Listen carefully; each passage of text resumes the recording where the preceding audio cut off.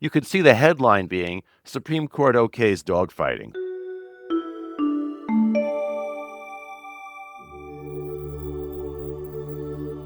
Welcome to the Animal Law Podcast. We have something a little bit different for you this month. Michael Dorf, he has, of course, visited us on both the Animal Law Podcast and on our hen house in many different capacities at many different times. He's coming on this week to talk about what he actually does, teach constitutional law. He's going to teach us some constitutional law. And he has been teaching his students some constitutional law, specifically as it relates to animals, which I bet you're thinking it doesn't relate to animals whatsoever, but of course it does, because everything does. Welcome, Michael. I'm actually going to skip the rest of your wildly impressive bio and just Yeah, launch that's in. fine. You can assume people either know who I am or don't care. Right.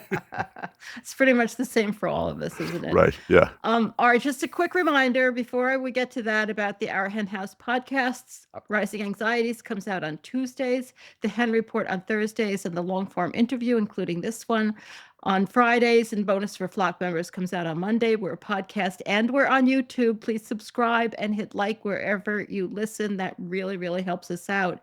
And Michael, I'm excited to talk about this. I have to say, usually I'm very up to speed or I try to be anyway, when I interview people about a case or whatever, but I'm kind of flying blind here. I'm just going to ask you questions about this course, and hopefully I can interrupt you from time to time with useful questions. But I am really curious how this course was planned and how it played out. And you've been an activist for many years. You've spoken to many people about animal issues, but as far as I know, this is the first time you've actually taught an actual course.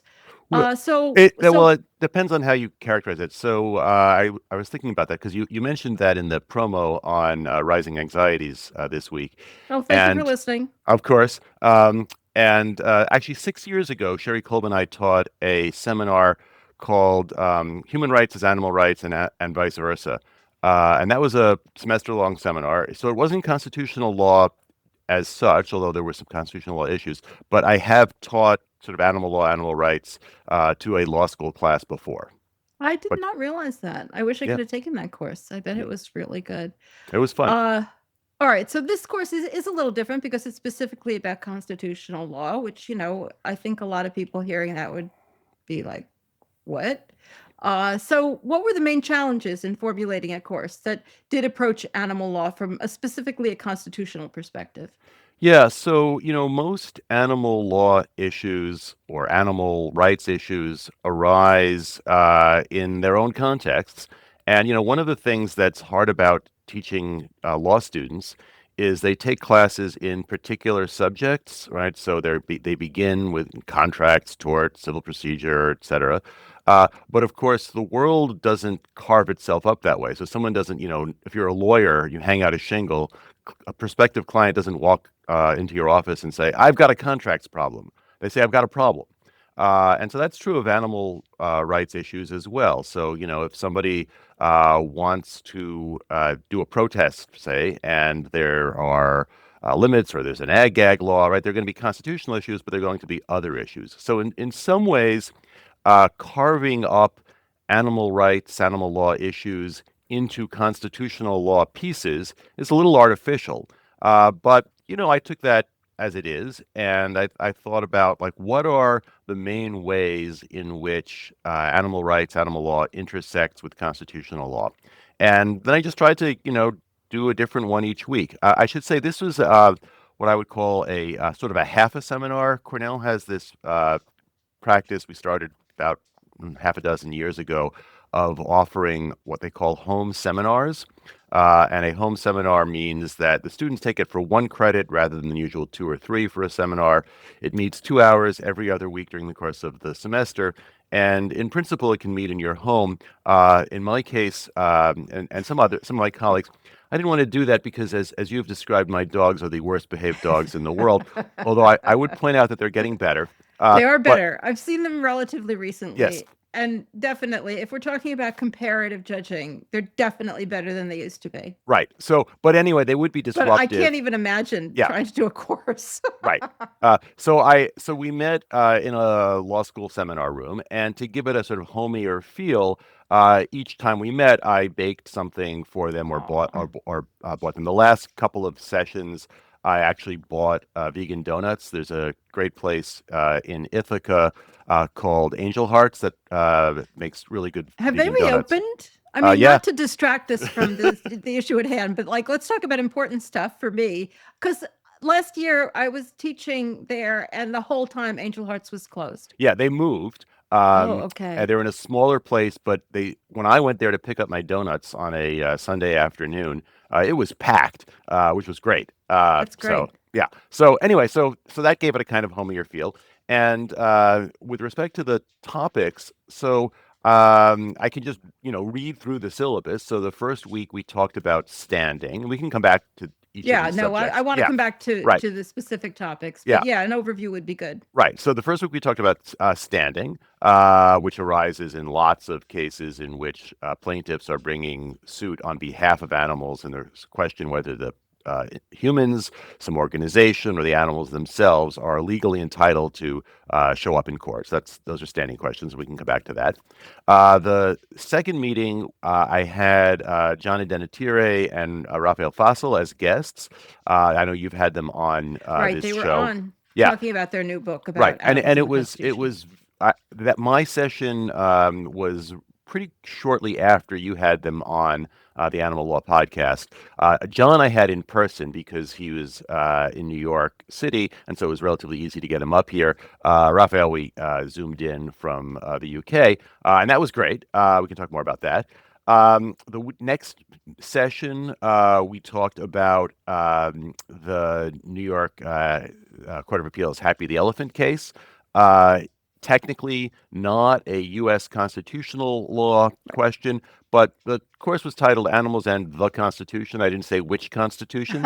Um, and well, so I think that's actually that played out because in a lot of Totally, yeah, totally. You have to be yeah. flexible here. Well, and in a lot of the sessions, and I do this in my basic constitutional law class also, we bring in comparative constitutional law. So, this is how we Oh, do wait a things here. second.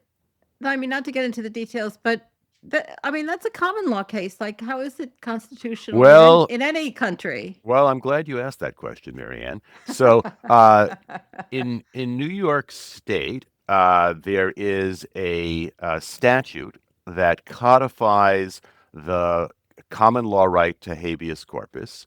But in addition, the New York Court of Appeals has clearly said that the New York State Constitution preserves the common law right to habeas. And It's kind of a reach, Michael, to be no, no, honest. no. And insofar as the statute might not cover a particular opportunity, it's covered by the New York Constitution. And I actually had a case about 10 years ago in which I had occasion to invoke that principle. I was representing a peace activist who was trying to challenge an order that prevented him from engaging in a protest at a military base.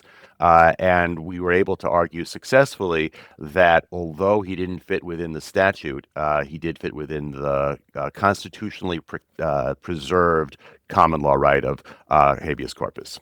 Okay. All right. I'm in. I'm Okay. buying it. All right. Totally constitutional. Yeah. The following And to be honest, too, and to step back just a second, it also, even if you weren't technically constitutional by having that provision in the New York State Constitution, it fits within the like kind of broader purview of the idea of this course of taking very broad principles that govern society, which the common law actually fits into. I think like psychologically it fits into a constitutional law perspective. I mean, maybe you disagree, but for No, me no, it I don't. works. I don't disagree at all. And in fact, a chunk of our discussion, it wasn't the dominant part of the discussion, but a chunk of our discussion when we talked about the case was whether there would be an opportunity to bring such a case under the federal suspension clause and federal habeas corpus. Interestingly, the suspension clause, which is in Article 1, Section 9 of the Constitution, says, right, the privilege of the writ of habeas corpus shall not be suspended except in, cases of invasion or rebellion, where the public safety shall so require. I'm just trying to give you the full context, but it doesn't say anything about human beings or even persons. Hmm. So you could make the argument under the U.S. Constitution as well. I don't think it would fare very well, Well, that's but hardly the standard we use in animal law. Absolutely. Right. Okay, so then the following session was on constitutional rights of nature and animals, and this was mostly comparative, right? So we talked about decisions by the Supreme Court of Colombia, some of the other cases. Latin America has surprisingly been a source for these. There's, Totally in the forefront, Latin Right, America. right. There's, some law from New Zealand about rights of nature. So that was really interesting, and it also opened a window into discussing sort of the differences between valuing nature qua nature, on the one hand, valuing species qua species on the other, and then on the third hand, valuing each individual animal Yeah. for their own sake. So that was a really great session. Yeah, that is so important because just as environmental law always has uh, been formulated, rights of nature law tends to be very abstract, in its concepts. Not quite as much because it does like look at very specific natural entities, but not really focused on the same fundamental principle of looking at sentience that animal law is really focused on. Yeah, yeah. And so of course part of what we talked about was where are there overlaps and where are there conflicts between these different Yeah, ways of that's a thinking about great this issue. conversation. Yeah, and it was. And then the next session we had was actually sort of core U.S. constitutional law. So, as most listeners are probably aware, under U.S. constitutional law, if the government wants to infringe a constitutional right, like the right to freedom of speech or free exercise of religion, it can do so if the law is narrowly tailored to a compelling state interest. And so we looked at two cases in which there was a question of whether animal protection might be a compelling state interest sufficient to override asserted constitutional rights on the other side. So one of them is a case that I've learned recently that you are writing about now, which is Church of Lukumi Babalu Aye against City of Hialeah. Uh, Also, the case with the most fun name in Supreme Court jurisprudence. It's just fun to say it. Right. So there, the question is about a law forbidding animal slaughter. It actually forbids ritual slaughter, and it was clearly targeted at practitioners of Santeria. Uh, and so the court struck it down as religious discrimination, but left open the possibility, expressly articulated by Justice Blackmun, joined by Justice O'Connor in a concurrence, that there might be a compelling interest in protecting animals against inhumane acts, including presumably slaughter, uh, in a law that was not targeted at religion specifically. Though that Uh, would be hard to do since you would probably have to ban all slaughter. yes, right. Well, as a practical, Always the problem. yes. uh, and then the other case we talked about in connection with that was United States against Stevens, which is the case involving the law that was enacted to forbid crush videos. This is the law that forbids depictions of illegal animal cruelty. Unfortunately, the Supreme Court invalidated it and rejected the notion that depictions of animal cruelty are a prescribable category of speech in the same way that child pornography and obscenity and fighting words and so forth might be. They did suggest that a narrower law that just focused on crush videos might be okay. And actually, the case is most interesting for the solo dissent by Justice Samuel Alito, who is not normally my favorite justice, Really? but he's on animal issues. He seems to be, the least bad of the justices, and he actually had some, nice things to say about animals and their suffering in the case. So that was a really interesting discussion, and it sort of brought in the students who had the least interest in animal protection. I'm not sure why they were taking the seminar. Maybe it was they wanted to just, they heard about the baked goods or something, although Yeah, I didn't advertise that. I definitely wanted to ask you about who took it and why you think they took it and whether they all went vegan. But let's wait until we get to the end of your Okay, summary. sure. So then two more sessions. One was what I called free speech for animals, by which I meant on behalf of animals. And there, we just talked about ag because there's so much Great. to talk about there. Yeah. And then the final session was on what I called animals and federalism. So we talked a little bit about National Pork Producers Council versus Ross, right? That's the case involving California's Prop 12, where the Supreme Court upheld Prop 12 against a Dormant Commerce Clause challenge. And I also distributed an article to them written a number of years ago by a law professor discussing whether the Endangered Species Act is a constitutional exercise of Congress's power to regulate interstate or foreign commerce, even as applied to intrastate species, which is important for environmental considerations and to the extent that those are useful in protecting animals and habitat, an important question. And so, Yeah, yeah. and what I know nothing about. I mean, I know it's always talked about that the ESA is unconstitutional, but I've never bothered to look into why people think it might be. Right. Well, the upshot of this article is that it is constitutionally valid. We explored the arguments made by this author and some other possibilities. Yeah. Sounds amazing. But let's get back let's go back to the beginning and go through a little bit more details now that we have Sure. the overview. And as I mentioned, before we do that, even let's set the scene a little bit. Who took the class? Why did they take it? And what did they come away with? And I mean, you're a very popular professor at Cornell Law School. I assume some people have taken your courses for one reason or another and want to take another course with you. So there's a personal, as an adjunct, a poor, lonely adjunct. We don't have that kind of advantage. Nobody knows who we are.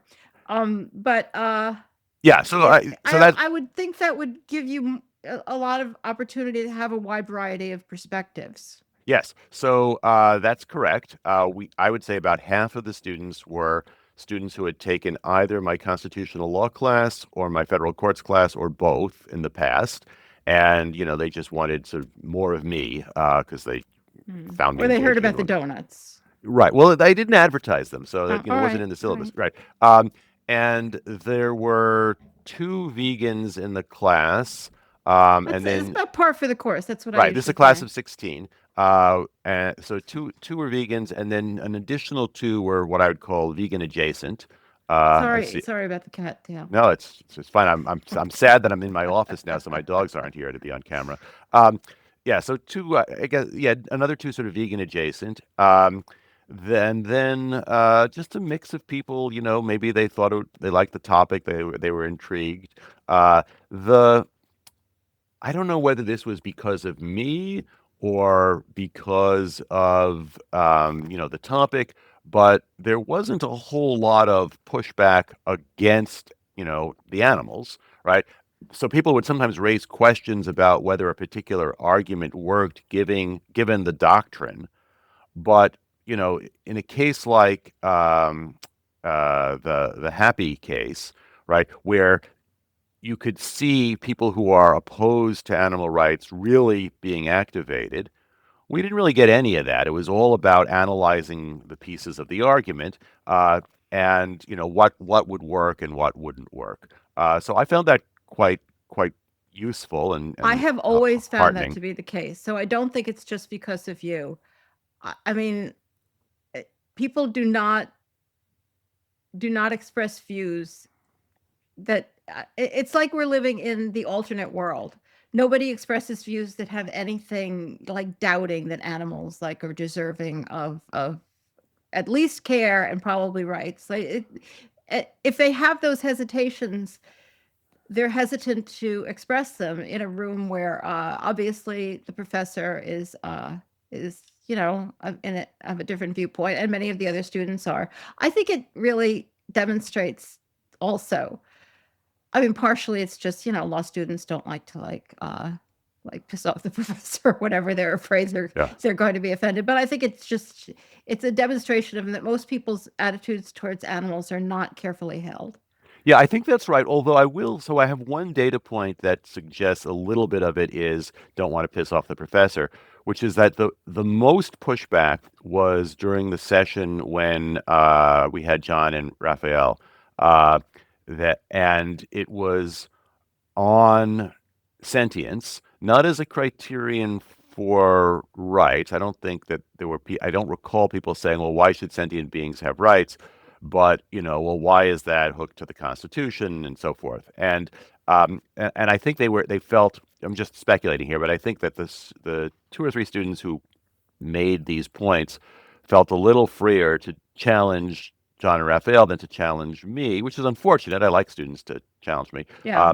And of course, they were also challenging me because I agree with them about about these issues. Yeah, that's interesting. Yeah, I wish there was a little bit more of that. And before we get into the details of some of these classes, which I really want to do, I know this is kind of an insane question, but can you just kind of give us a brief overview of your view of the Constitution and the Supreme Court and what role they play in the governance of our country? Because it's such a wide, people have very wide array of views on what it's all about Yeah. and So how, not just how you interpret it, but what is its function. And I just, can you just set that scene briefly? I know that's like probably a book, but sure. uh Yeah. but So just so we have an idea of where you're coming from on that, not just on animals, but on the yeah. Constitution So itself. I'll say a few things. So first, I regard the U.S. Constitution as profoundly flawed. Uh, Unlike many constitutions written in the last 80 so some odd years, it doesn't contain any social, economic, or cultural rights. Um, it's highly a negative constitution. So that's on the right side. On the structural side, it overrepresents agricultural communities and underrepresents urban ones. It also is far too difficult to amend. And I guess the last thing I'll say is it doesn't really work in that it was designed by people who thought that um, there would be much greater loyalty to institutions and despised political parties. And what's happened, really, it happened almost immediately as soon as George Washington was stepped decided not to run for a third term. What happened was political parties became essential to the system, and then party loyalty dominated institutional loyalty. And so when you have circumstances like we currently have, where the president is of the same party as the majority in the House of Representatives and the Senate, you have essentially no checks and balances because they're not checking the president as maintaining their loyalty to the legislative branch. Conversely, when you have divided government, you often have the opposite problem, which is that the government is completely ineffective. And so I am not one of these people who thinks that, oh, we've got this wonderful constitution. If only people Right. would, give it a chance. Right? I think it's deeply flawed. Having said that, right, there are many things about it that are interesting, that can be made to work well. And I guess I feel about the US Constitution as I feel about most things, which is okay, they've got their flaws, but let's try to make the best of it. And so, with respect to constitutional interpretation, I think that judges, legislators, everybody ought to try to make sense of the document in a way that serves the greater good. And obviously, as far as we're concerned, that includes animals in some way, though it's pretty hard to include animals in it. I mean, people have tried, but by governing people, we often govern what happens to animals. Well, And I would say one other thing about that, right? Which is, on uh, the Constitution isn't just a limit on government, it also empowers government to do various things. And one of the things it empowers governments to do is to promote the general welfare. I see no reason why the general welfare can't include the welfare of animals. So I do think that animals are included, not necessarily in the sense that uh, courts are going to grant them or that the framers intended them to have individual constitutional rights, but in the sense that it is a permissible goal of legislation to work for animal well-being, and we see cases that indicate that. Yeah, which is hugely important. I mean, we could Hmm. easily live in a world where that wasn't considered, and many people would argue that it's not a legitimate purpose of government. Yeah. All right, let's get into a little details because you started with standing, which is the really logical place to start because it's usually the first question I ask people when I interview them. How did you even get into court?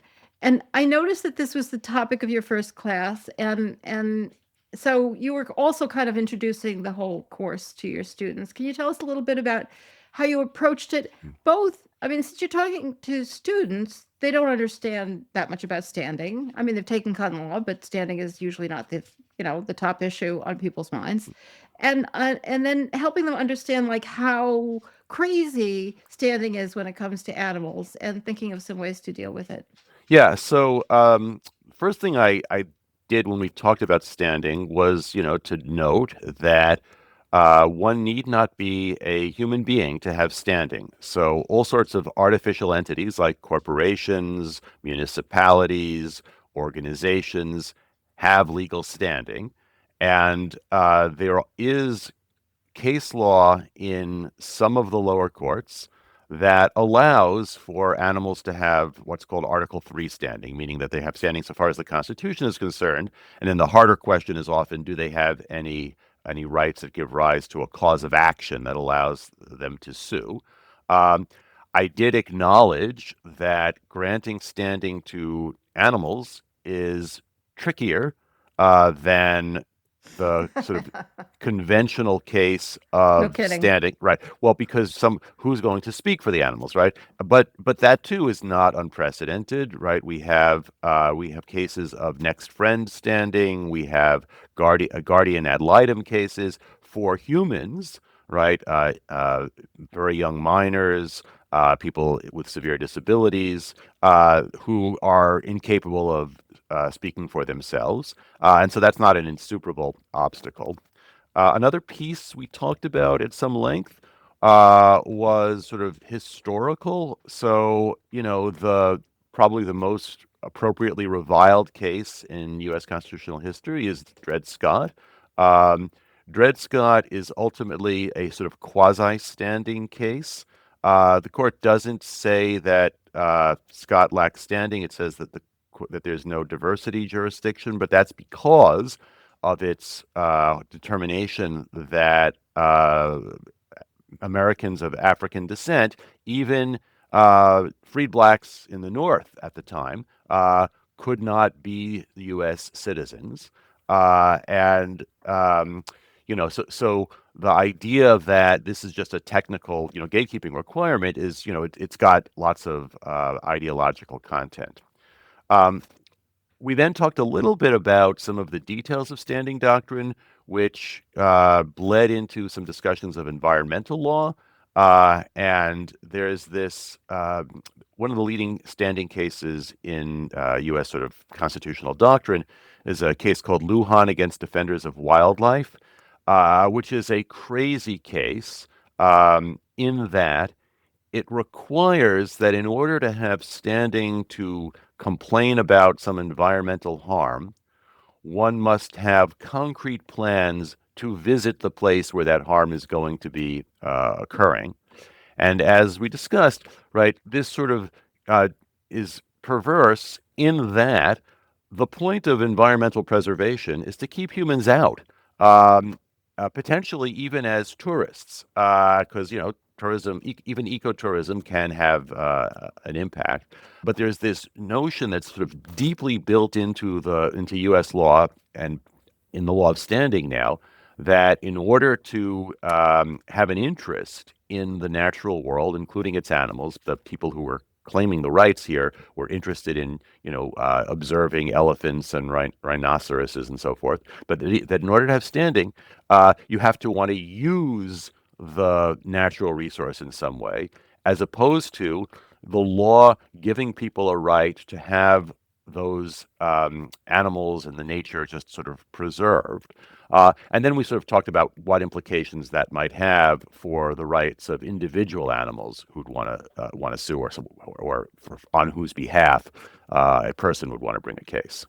Yeah, so did you got into the problem of not just whether animals could have standing theoretically, but when laws are passed to protect animals, uh, humans are sometimes held not to have standing because the law wasn't meant to protect them, and animals are held not to have standing because they're animals. So it ends up with no one having standing. Right, right. Uh, Is that the humans either don't have standing or they don't have a cause of action, right? There's this right. technical difference. Yeah, Yeah, yeah. yeah. Which sometimes they call a statutory standing. It's the most confusing use of language, but I much prefer to call it a cause of action. Yeah. Yeah, I mean, so the Naruto case is a Yeah, good tell us about example. the A good one. Naruto case. I noticed that was the case that you assigned for this I did assign topic. it, and Emily, I don't remember. I'm going to look back at my syllabus to see whether I assigned it for that case. Yeah, I did. That was one of the. I assigned a law review article and the Naruto case. And so for listeners who don't remember, Naruto was this monkey who took a selfie on this camera that this guy had set up in the natural habitat, and then PETA, on behalf of Naruto, brought a lawsuit against the photographer, saying that the copyright belonged to Naruto, not to the photographer, and therefore that the proceeds from this photograph, which is an adorable photograph, ought to go to, I think it was for a monkey sanctuary or something. They weren't going to have, Naruto use it personally. And the Ninth Circuit assumed, because there was prior case law in the Ninth Circuit, that Naruto had Article 3 standing, but then said that the Copyright Act didn't give him a cause of action and didn't give it to PETA either. And so that's how they get rid of it. So there's always, when I teach federal courts, I often tell my students that if they end up practicing in this area, I say this specifically about habeas law, but it's true about a lot of sort of public interest litigation. You can decide, you can choose between whether you want to do good or whether you want to win, because it's And all hopefully find a little overlap. well, yes, but there are so many ways for defendants to defeat claims of justice claims, whether they're brought on behalf of people who are incarcerated, immigrants who are detained, animals, whatever, that you have to find a way to navigate through all of the different hurdles. Whereas if you're on the defendant's side, you just have to win on one of those issues. And so that was an example of this. Yeah, the Naruto case, I find that students are absolutely in love with it because it's so clever.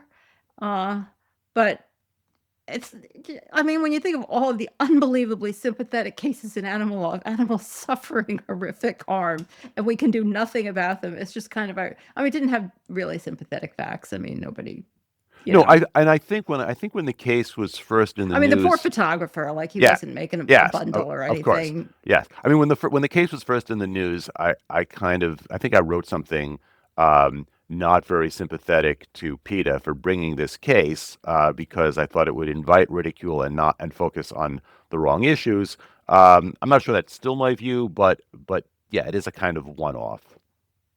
Yeah. All right. I mean, tell me if you want to discuss a specific topic, but if not, I thought we would go back to the First Amendment cases and go a Sure. little bit more into Yep. them. Particularly I just kind of, I mean, maybe it's because I have been looking at Church of the Lukumi Babalu Aye, and thinking about it. And I'm just curious, do you think it was wrongly decided? Because many animal groups put in amicus briefs encouraging the Supreme Court to find that there had not been a violation of constitutional of the First Amendment. And can you talk a little bit about the First Amendment cause of action and your own personal views? Because I don't really find that I think that it was wrongly decided. No, I don't think it's wrongly decided either. That so you have to back up a little bit. So Lukumi is Please. decided in 1993 in a case 3 years earlier called Employment Division against Smith. The Supreme Court rejected a free exercise claim by two Native Americans who had been dismissed from their jobs because they used peyote in a ritual as part of their worship service. And the Supreme Court in that case sort of changed the understanding of free exercise of religion. Prior to that, the case law said that if a law or policy makes it very difficult or for somebody to engage in their part of their religion, then the government needs to satisfy strict scrutiny, needs to show that it has a compelling interest and that the law is narrowly tailored to advance that interest.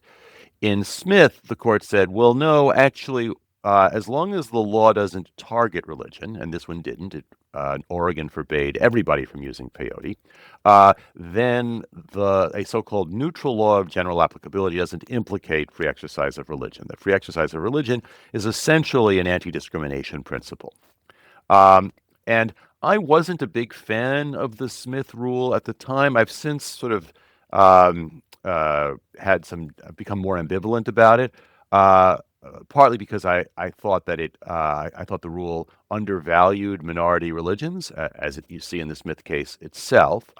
But the part of the case that everybody agreed to is, well, free exercise forbids religious discrimination, and so does the Establishment Clause, by the way. The question, there's a disagreement as to whether it also forbids the application of general laws to people who happen to be engaged in some sort of religious practice, but everybody agrees that it forbids religious discrimination.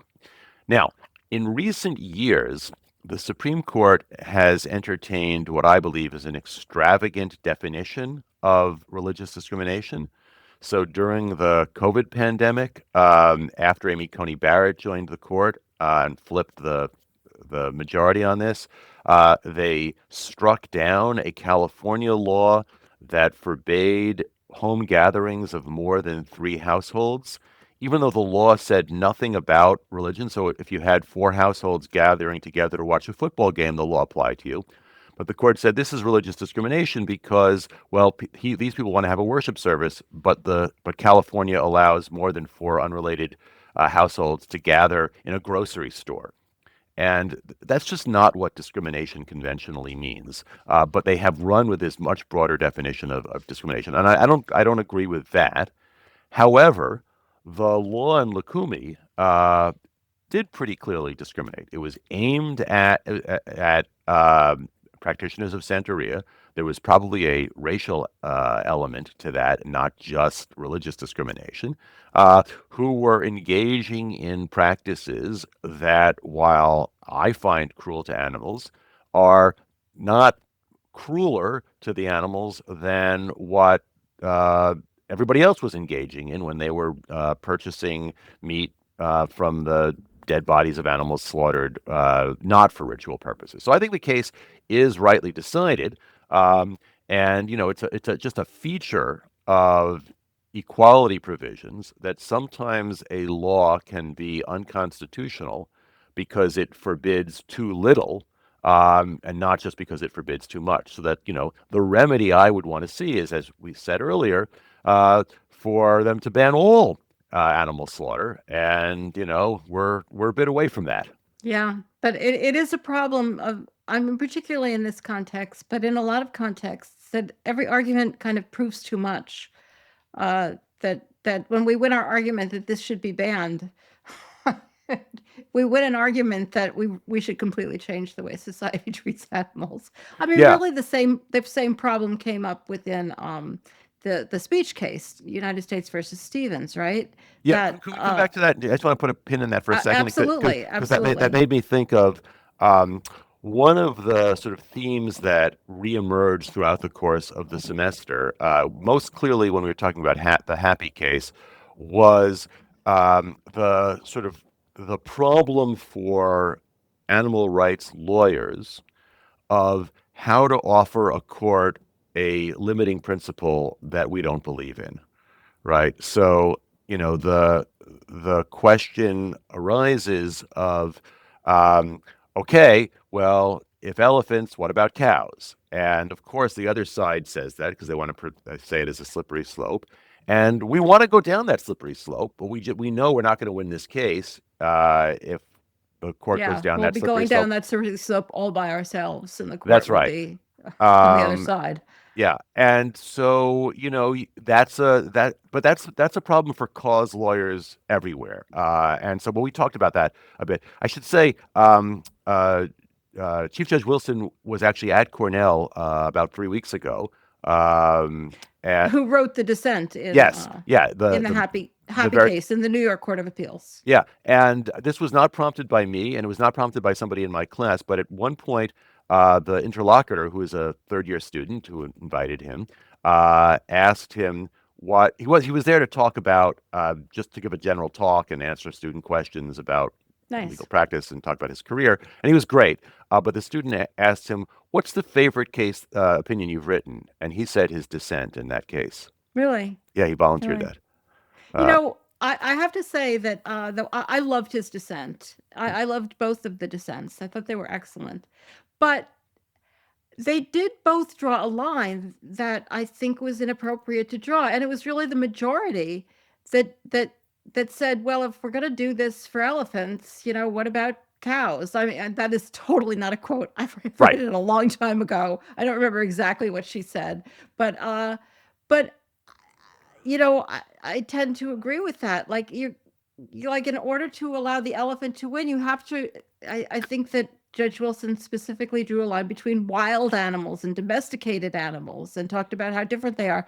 And of course, no, that's right. not a line I'm at all willing to draw. But if you don't draw that line, then every animal on the planet has a right to habeas corpus. Yeah, no, that's right. And but this is something that um I sort of struggled with when I, 20 some odd years ago, when I did a lot of work with Lambda and the ACLU's LGBT rights project on before we got same-sex marriage, right? Which was asking for additional rights and then saying, but you don't have to recognize marriage. When of course they wanted to recognize marriage, but you wanted to give the court a place to stop. Right, but you're trying to like give and actually the point where you're splitting hairs actually is not that it's not right. It's not just that you don't like it. It actually doesn't make that much sense. I Right. mean, No, all of the arguments that would set happy free could be made for a cow. I mean, there's no real absolutely. reason that it couldn't. So yeah, it is one of the big problems of practicing law as your method of advocacy for animals. That you're never going to win the whole ball game, and as a result, I feel like stiff. As a result, you have to argue for things that you don't necessarily believe, and I really feel that Stephen Wise, of course, the founder of the Non-Human Rights Project, to that line really well. He never gave up the farmed animals, but he always was just willing to push them to a side. I think in his heart, what he believed is that you have to break down that wall between animals and humans. That animals have no rights, and then once you do, you can keep going. But that's a really hard rhetorical task to advocate just for the animal that you're representing, and not and try to avoid the implications for anybody else. And Yeah, I mean, the there's a court can draw those implications, but right. you don't want to. But I also think that there's a relatively simple, although maybe it's, kind of too cute way around that, which is as a lawyer, you have a client, and your job Yeah, is to advocate yeah. the interests of that client, and that has to be at top of the list, even if it means that other causes that you care about are going to be subordinated, Yeah. at least temporarily. Yeah, and I think he drew that's exactly was his thought process. And he just drew it really well that he didn't actually throw anybody under the bus, Yeah. but just stuck to his client. Which, that can be hard to do when you're on the Hmm. spot. But I agree, your job there is to represent that elephant, even if representing that elephant means that, you're not proclaiming your support for everything you believe in. Right. Uh, that's a problem in every, as you just pointed out, like in cause lawyering in general. Yeah. Um, So you wanted to talk about the speech case, yeah, Stevens. let's talk about the speech case. Uh, so So, was um, that one rightly decided? It sounded no, like you don't agree. no, I don't agree.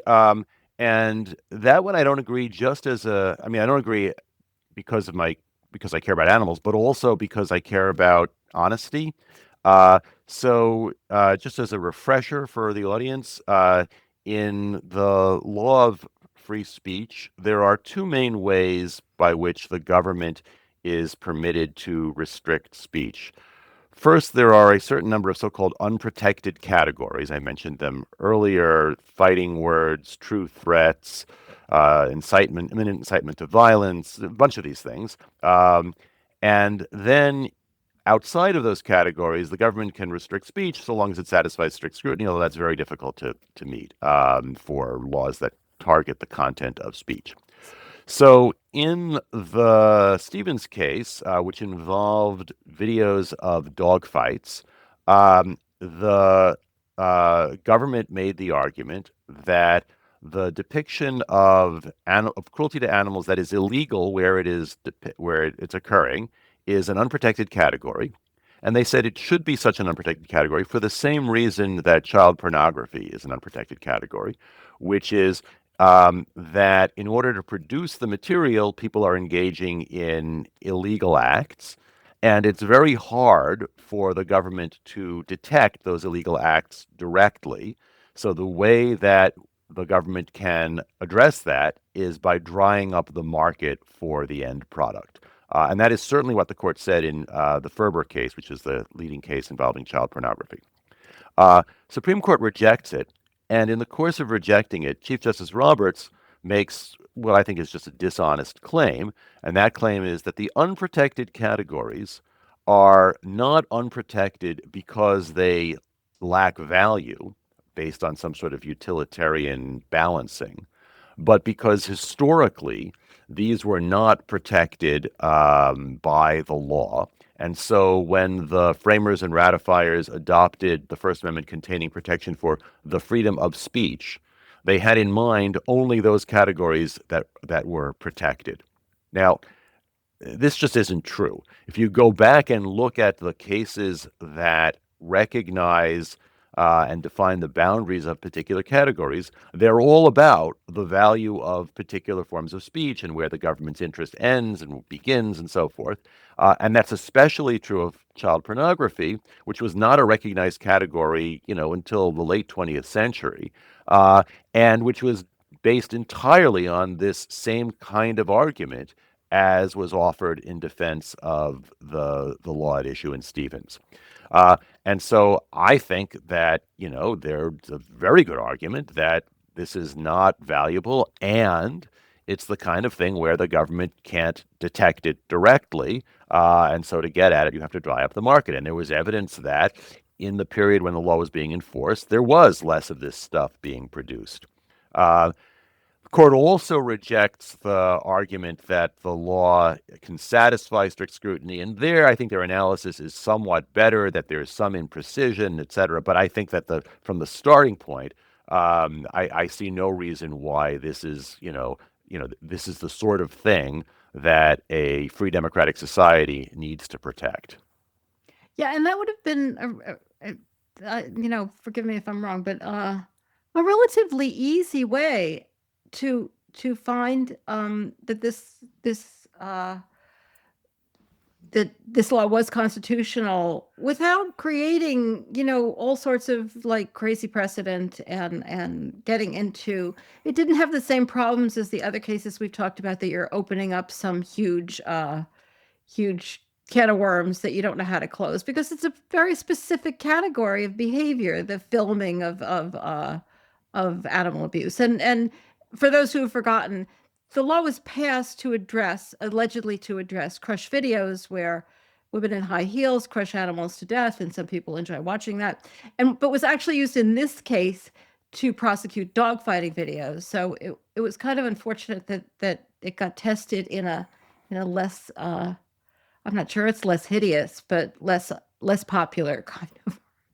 I mean, crush Yeah, videos are horrifying to almost everybody, whereas dogfighting videos are probably fine with some people. Yeah, although I don't think that would, I mean, the case arose, so it's a 2010 case. It's not that long after the Michael Vick publicity. And, it is somewhat remarkable that the Supreme Court was, out there saying, well, this is okay. You can, don't, we're, I mean, because you could see the headline being Supreme Court okays dogfighting. That's not exactly what they did, but there's something like that. And it's one of a string of three cases from roughly the same period in which the Supreme Court adopted a very expansive view of free speech, in for really quite unpopular speech. The other two are one involving violent video games, where they rejected a California law that forbade their sale to minors without parental consent, which seems like a fairly mild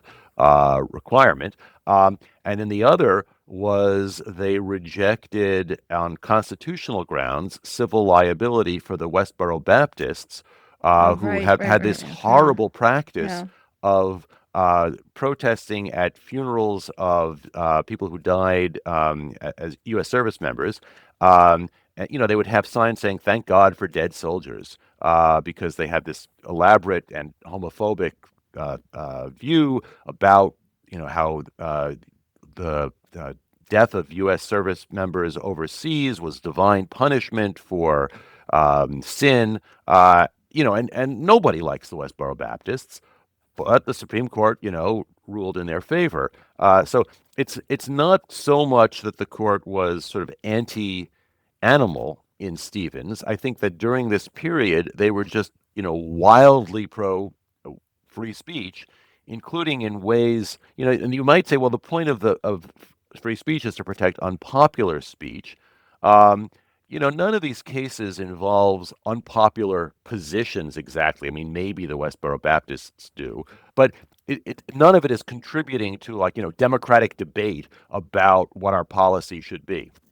Uh, but it's clear that in the course of this, the animals count for virtually nothing, Yeah. except for I mean, Justice Alito.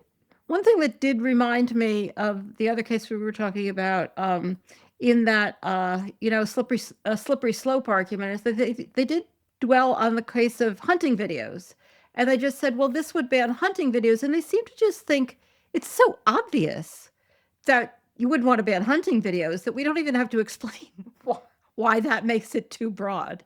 Yeah, no, that's right. That's like, well, hunting, of course, that's a That's a perfectly, great thing to do, yes, hunting videos, and yeah, they're just for entertainment. I right. mean, they're not educational or Well, they anything, which could is be. I where. mean, I suppose it could be for educational, if like this is the best way to murder a deer in the But wild I or something think like that they that. specifically said they don't have to be educational. They Right, can just be entertainment. And obviously, we would still not want to ban them. right. Um, all right. Well, we don't have too many minutes left. I know you have a hard stop. Is there any other particular class you would like to talk about that you noted, like really brought out some interesting arguments or some participation by the students, which I am sure you're very good at doing, even though I can assure everybody out there it is the most agonizing thing about teaching. Like they just sit there like lumps on a log. Maybe they don't in a in your seminars, but what did get them engaged? So we had a really good discussion about the Copenhagen Zoo's call for Oh, people to send along their uh, dying pets. Uh, and that, so people remember, right? So Copenhagen Zoo actually is at the forefront of bizarre yeah, decisions. they're So, it's so very about, odd. yeah, It's about very 50, Scandinavian. yeah, about 15 years ago, there was the controversy over their decision to kill Marius the giraffe. The giraffe, right? Right. Not because there's anything wrong with Marius, but he was not contributing to the genetic diversity of their captive giraffe population. They wanted a more diverse giraffe. I guess it was DEI for giraffes. Um, I uh, think it was more like he was a little too closely related to yes, the I other know, I know. giraffes. And so they killed him, even though he was, popular with the zoo goers, and this Well, he created was a some. giraffe. How could he not be Of popular? course, right. So this created some outrage and controversy, and apparently I hadn't remembered this, but we looked this up. They then fed his body to the lions and the other Yeah, carnivores I in the remember zoo. that. Yeah, So and they so had people watching as they did that, including yeah, children. unbelievable. And so more recently they put out this call for people to donate their animals near the end of their lives to the zoo, which would then euthanize them, and they said, and then feed them to their carnivores. And one of the questions we raised was, well, what do you mean euthanize them? If like the humane way to euthanize an animal would be to use some sort of toxin, which would then not be you would not want to feed to a living animal. Can I Uh, just add to that too? yeah, Because it's it's a bit more for me. Like euthanize means killing to end suffering, like when it refers to humans, whereas when it refers to animals, it seems to be killing because they're inconvenient. yeah. Although I think the zoo's call was for aged pets, or no, they weren't just. And I don't. There was some question about whether it included cats and dogs. Although the exclusion, if it was an exclusion, was arbitrary. So yes, I'm not defending the use of But there was euthanize. some nod to the idea that we need to end these lives for the sake of the animal. A Right. nod, maybe not Yes. Yeah. proof. Yeah. Yeah. But this, this then led to an interesting discussion about what do we do with carnivores? And of course, the short answer is we don't put them in zoos, but it did raise the question of, well, do we have an obligation to the prey animals to protect them from the predator animals? And how do we balance that? And so, I defended the position that we don't have such an obligation because we're not causing the harm. And I invoked the so-called precautionary principle, which says that, if we interfere with nature, we're just as likely to get things wrong as to get things right. Um, Although I did, for them, recall a discussion I had 8 or 9 years ago with Peter Singer, in which he defended the idea of, trying to give the predators alternative food sources. So you could do cultivated meat, for example. But I questioned, like, how is that practical, right? You're gonna, you would have to confine them because you're going to have to protect the prey animals in some way, right? The lion is like, oh, great, I get this lab-grown gazelle, and now I can go kill that real gazelle. And so, That so doesn't seem to solve the problem. no, but it was, I what I found just as a sociological It's the kind observation. of it's the kind of rabbit hole philosophers fall down all the Well, time. Like and but we have to have an answer to everything. I'm right, but sorry, I'm interrupting you. no, I was just going to say exactly, but it engaged the students who seemed least likely to go vegan because they could talk and think about it without it implicating their own Right. actions. Right. No, that is the kind of question you always end up going to the edges. Right, Well, what about if you have rats in the house, or what do we do with the animals in the zoos? It's yeah, because it means you don't have to like take responsibility. I think you're absolutely. I mean, I think the only thing I've ever come up with, because you do end up in that conversation, is to say, similarly to what you did, that like it's nature and we're not in charge of it and we don't know how to control it and we don't understand why we live in a animal eat animal world, but we do, and so we fix what we can. And what you can fix is stop eating factory farm meat. right. But yeah, that's not always what they want to hear. Speaking of what they want to hear, what do you think they got out of it? And what did you get out of it? Um, so I do think that the students who were not already vegan, which is most of them, were exposed to ideas that they hadn't thought much about and took them seriously. I tried as much as possible to be non-judgmental and to sort of keep it light and to keep my Right, sense of right, humor right, and all, right? right. So Yeah. I do think you know, it's it wasn't a relentlessly animal rights class, but you couldn't come away from this thinking that, oh, I guess it's fine to eat animals. So I think that I sort of move the needle on some of them, and all you can do is expose them and hope that Yeah. they change on their own. Um, what I got out of it, I think, was a so for me, it's not as though I hadn't previously thought about constitutional issues in connection with animals. These are places, I've written about these issues. I've thought a lot about them, for at least the last 10, 15 years. Um, but doing it here, explicitly focusing on the Constitution, kind of made me, it reinforced my view that the law is at best a blunt and not ideal instrument for moving things along. But it also led me to think, but there might be opportunities here and there to make some progress. Um, so I was most sort of heartened when I saw students who were not at all vegan sort of making arguments because they saw sort of the stupidity of the arguments on the other side. And and so I think that was to me something, valuable. Yeah. I mean, you can never tell. I mean, not just in that context, but in any context, you can never tell in the moment whether you've had an impact. Because people don't suddenly say, "Oh my God, I've been wrong." Right. It's starting the wheels turning, and I'm sure you did a lot of that. And yeah, I agree that the law is a blunt instrument, but I don't think we have a better one. Sadly, philosophy is also something. It may not be a blunt instrument, but it's not one that you can manage to hit many people over the head with. Whereas law is more in the real world. Philosophy, No. you have to actually rely on convincing people of things that they don't even want to hear.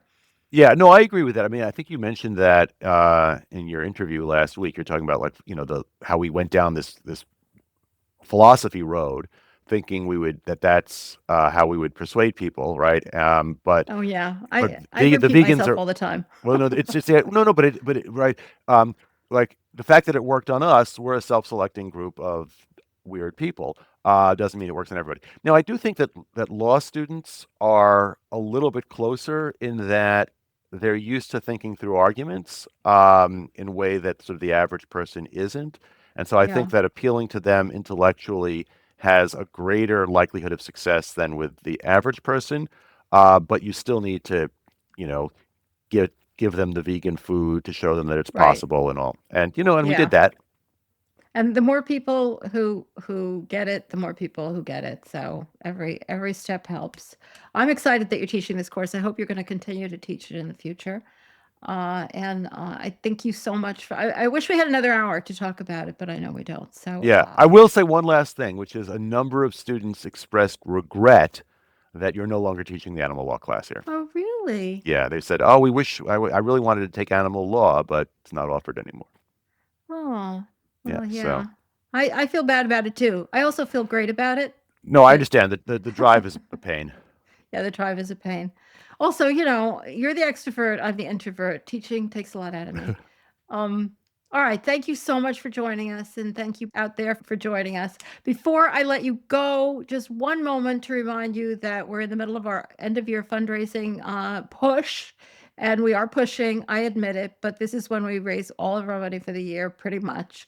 And if you're not already part of the flock, you can join as a member with options starting at $10 a month or $100 a year, or you can just go to ourhenhouse.org/support and donate whatever you can, even if it's what you think is a small amount. Believe me, it counts a lot, because from now until the end of the year, it will be tripled, and that will not happen again. So thank you so much for joining us today. Thank you, Michael, for joining us. And don't forget to subscribe on your favorite podcatcher or on YouTube.